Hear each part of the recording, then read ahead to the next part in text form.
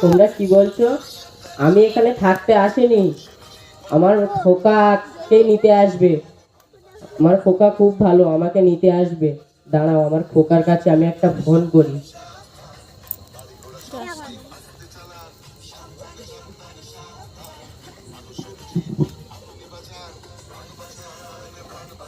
Hello খোকা, তুই আমাকে নিতে আসছিস? তুই তো দুপুরে নিতে আসার কথা বললি, এত দেরি হচ্ছে কেন?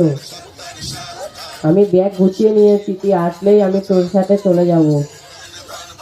ও তুই ব্যস্ত আছিস? আচ্ছা, আমি পরে করবো। কেটে দিল। আমার খোকা, আমি ছোটবেলা থেকে কোলে পিঠে করে মানুষ করেছি।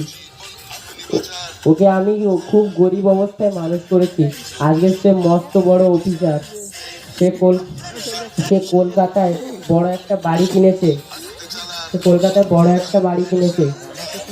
সেখানেই আজকে আমাকে নিয়ে যাবে, আমি ওখানে থাকবো। কি বলছো?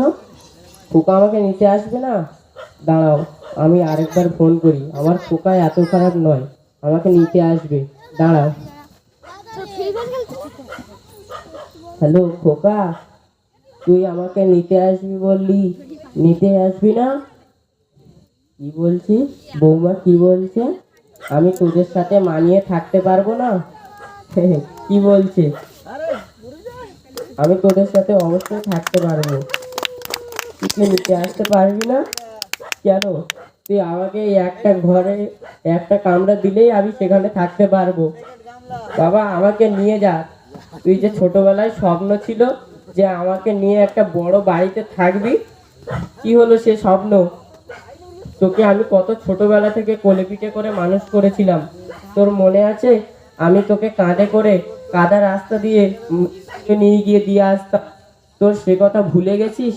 আমাকে নিয়ে যা বাবা, আমাকে নিয়ে যা।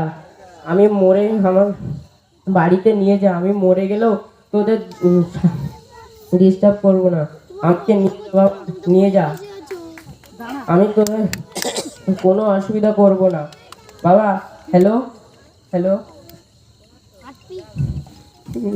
আমাকে রেখে দিয়ে চলে গেল, আমাকে রেখে দিয়ে চলে গেল, আমাকে নিয়ে গেল না বাবা।